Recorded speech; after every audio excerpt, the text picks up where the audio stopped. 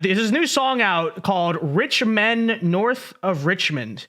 And it's basically like the new version of Try That in a Small Town, you know, the sort of country song that's breaking the internet. But here's what's very interesting about it, okay? So as you can imagine, this song is driving liberals absolutely insane. I have heard this song called racist, anti-Semitic, even all just different stuff.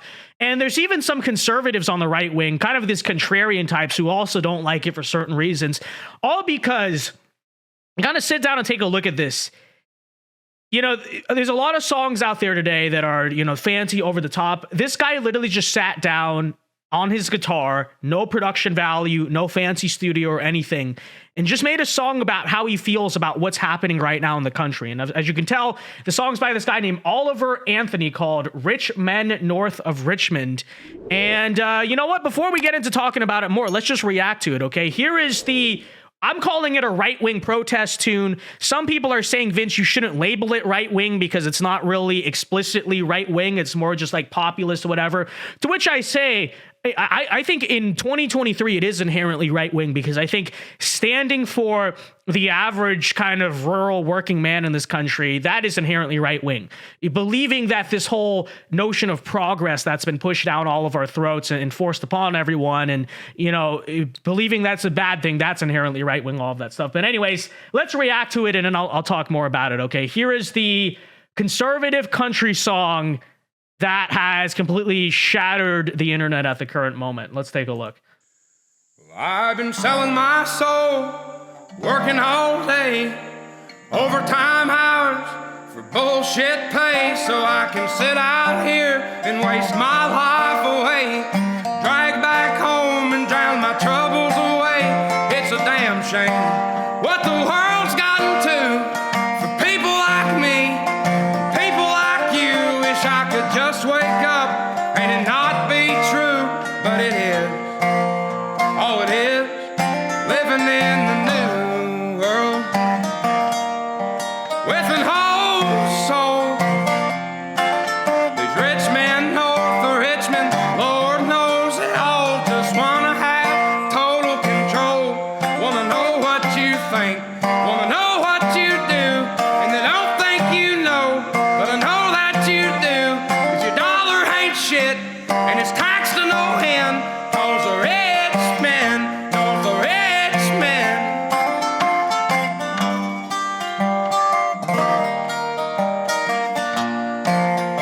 So we'll play the rest of the song here in a second, but I do want to interject and say that, you know, there's a lot of different songs that our movement props up and says, hey, look, this is this base new song. Look at this conservative artist, this conservative rapper, this conservative singer, whatever it is. And look, I support all of them. Even if I personally don't like the song, I say, look, if someone is sitting down and making a music that's kind of for our message and it resonates with someone, all good. Okay, it's you gotta start the culture war. You gotta make culture somehow, right? But this song on so many levels, I think, is just so good, kind of for a right-wing intention for a number of reasons. I mean, first of all, because it's not particularly cliche. You know, this is not a song about, you know, Democrats this, Joe Biden, Trump that. Instead, it really hits at the soul of what is wrong with America, which is sort of that lack of a sense of purpose, that lack of a sense of meaning, this notion and feeling a lot of people have that the American dream has died, you know, and a lot of people feel like they're living for nothing. That's the reason why Trump got elected. That's the reason why Tucker Carlson's the most popular TV host in America. That's sort of what the new wave of conservatism, 2016 and beyond, is all about, right? It's about answering that fundamental crisis of meaning and sort of purpose in America that it seems like we've lost. That's a big reason, too, why Vivek Ramaswamy is popular, because whether or not you personally like him, he does speak to those things, okay? So that's number one. This is not, you know, a lot of people look at songs like this and they say it's just very cliche and it's, you know, oh, here's another conservative song. This doesn't sound forced to me at all. You know, it's the right level of political where it's not overly political to the point where you kind of lose the music.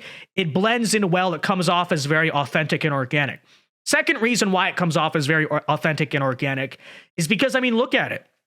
This is just real music, okay? And that's the other aspect of this that I think is actually, in a certain sense, so conservative. because there's no, this is literally just a guy and his guitar in the woods. That's it. That's all there is to the song. There's no record label. There's no digitalization of the song. There's no computer engineering. There's no trap beat, all of that stuff. This in many ways is real music, right? This is the traditional way that music is supposed to be and that music is made. And I'm not going to be one of these conservative people who tells you, if you listen to any modern music, that's cringe and you're not going to make it, blah, blah, blah. It's like, yeah, I get it. I listen to some modern music, okay? I don't only listen to classical and like old music and all that stuff. But at the same time, you do have to have some type of appreciation for the old art form, right? It is traditional, it is conservative in the sense that here's a guy just on his guitar and his vocals, and that's it. And by the way, that's real talent. In my opinion, that is actually real talent.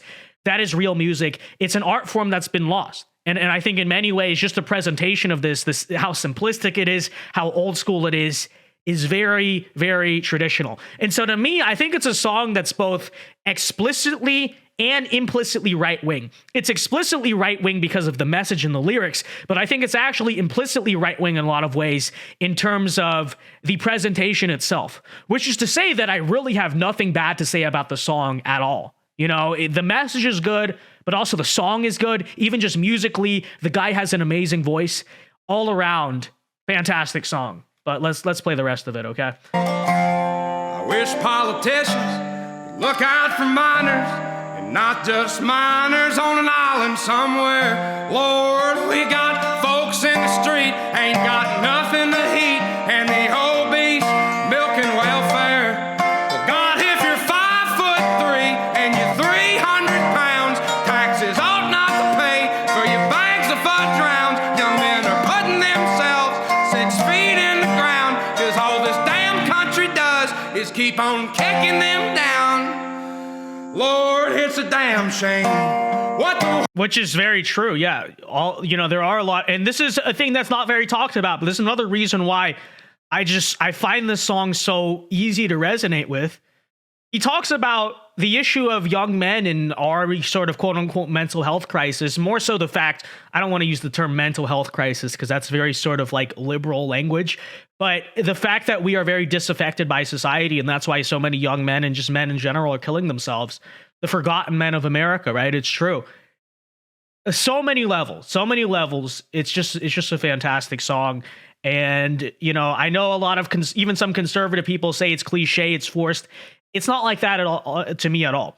I think if he got out there and was like, yeah, Trump, and put on a MAGA hat, not saying that that's wrong, but you could make an argument, okay, that's a little over the top, that's cliche, he's just trying to I don't get that at all. This is natural. This is how a guy really feels. This is a story. That's the other thing. I think that's what makes it not cliche is it tells a story. It tells a story of real people and how real people feel. And it's very relatable. So I don't think it's cliche on any level, but anyways. The world's gotten to, for people like me, people like you, wish I could just wake up and it not be true, but it is. Oh, it is, living in the new world, with an whole soul. These rich men north of Richmond, Lord knows they all just want to have total control. Want to know what you think, want to know what you do, and then I don't think you know, but I know that you do, 'cause your dollar ain't shit, and it's taxed to no end, 'cause the rich men, north of Richmond.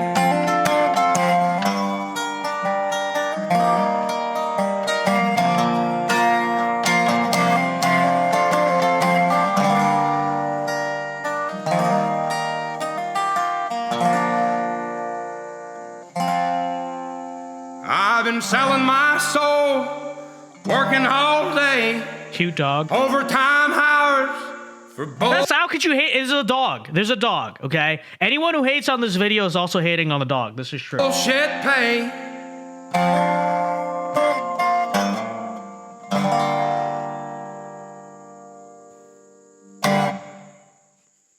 There's another dog. Okay, how can you hate on a song with 2 dogs? Anyways, there is Richmond, north of Richmond, ladies and gentlemen. Again, this song absolutely... So let me contextualize a little bit more about this song. This song is absolutely blown totally up out of nowhere. right? I've never heard of Oliver Anthony before. I'm sure most of you haven't either. This is just a guy, I think he probably has like a YouTube channel or whatever. Maybe he had some, fans before, but this was a virtual no name. This was not Jason Aldean, Colt Ford, anyone like that. Just a random guy on his guitar who's made a song last week. This is a week old, about how he feels. And look at it now, 13, now it's almost at 14 million. Earlier today when I did the video, it's 12 million, almost 14 million views. And here's his backstory. Oliver resides in Farmville, Virginia with his 3 dogs and on a plot of land that he plans on turning into a small farm to raise livestock. So that's it. That's all that the guy is. This is not an industry plan or anything. And I think that adds to why this song is just kind of so amazing that it came out of nowhere. With that said, I think it's important to understand why it resonates with so many people, because I know the attack lines that people are going to say, okay? So let's talk, obviously, what is the left going to say about it? The left's going to say, oh, this is just an angry Southern white guy being reactionary, that you can't oppress black people, or, what they're going to say, right? So that usual nonsense, to which and then on the other side, like I said, there are some conservative types who are just giving it a hard time for different reasons. Main thing I've heard is that it's cliche. It's just cheesy, it's corny, it's cliche, which again, I will grant there is a lot of conservative music that I would kind of agree, yeah, it's a bit cliche. At the same time, I'm not going to be a hater about it. If he's trying to do it and make it, and then I don't hate it. It's just like, if it's cliche to me, it doesn't mean it can't be meaningful to someone else, but whatever. These are kind of the generic attack lines you're going to see. To all of which I would say, when you look at the popularity of this song, when you look at the fact that it has 14 million views in 7 days, which is a lot on YouTube, that's a lot, and it just, it blew up out of nowhere. No one knew who Oliver Anthony or Radio West Virginia was, right? The reason why none of these people on any side are going to stop the rise of this song is because it is frankly just, first of all, too well done. It's too good of a song. That's part of why they hate it. I think they're unexceptional people who just want to hate on things that are exceptional. Listen to that guy's voice. But also because it is too relatable to too many people, right? Obviously, the song is kind of framed as rich men north of Richmond. And so implicitly, it seems to people like it's a song about, Southern identity and kind of like working class, rural America, all of that stuff. When you actually sit down and listen to the lyrics, and like I said, I don't think those 14 million views are just from people who live on ranches in the rural South, right?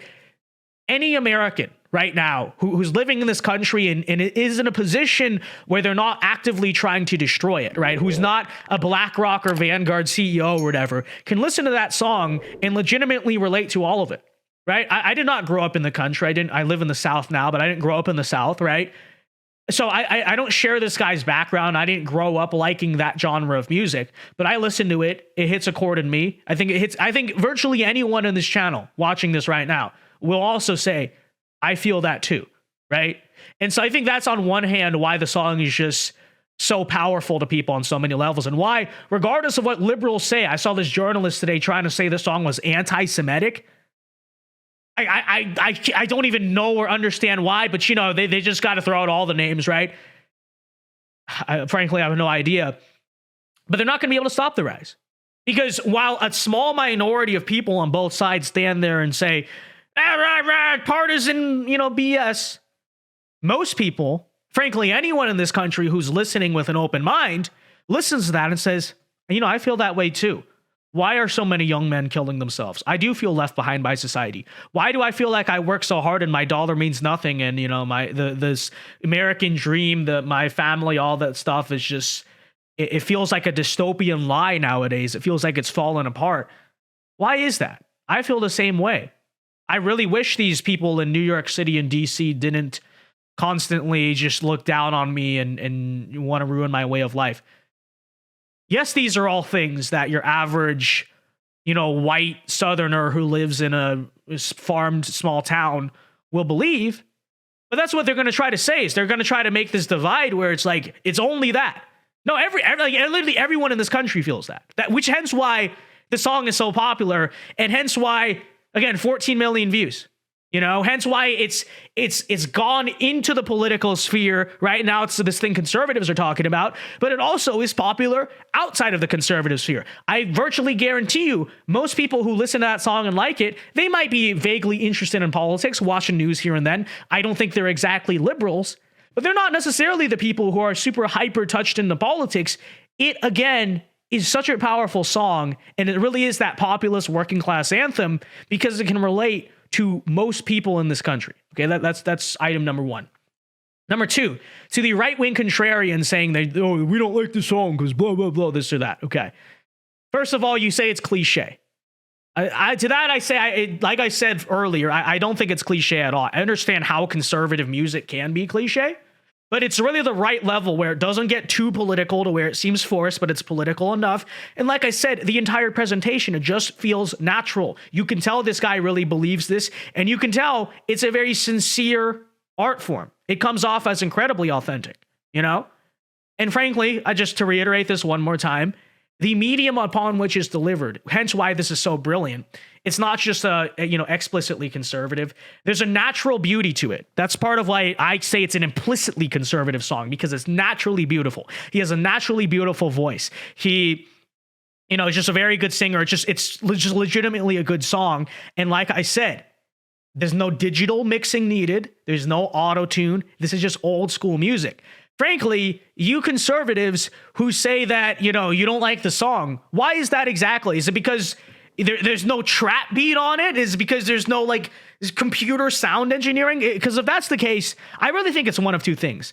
Either A, you hate it because you can't appreciate real music because your brain's been so fried by digital engineering and rap and all that stuff, which I'm not even hating on in itself. I'm just saying that, this, if you really want to break it down, because I'm not a purist about music, don't get me wrong, because I'm young too, and I do listen to some modern music. But if you really want to break it down in abstract, you want to talk about what is real music. This is real music, right? So if you can't appreciate that as a conservative, as someone who claims to be kind of for traditional art and traditional values and all that stuff, something's wrong with you, right? I think your brain's been fried. Either that, or they don't like it because they want to be contrarian, right? They just want to be haters, which is, frankly, all that it is.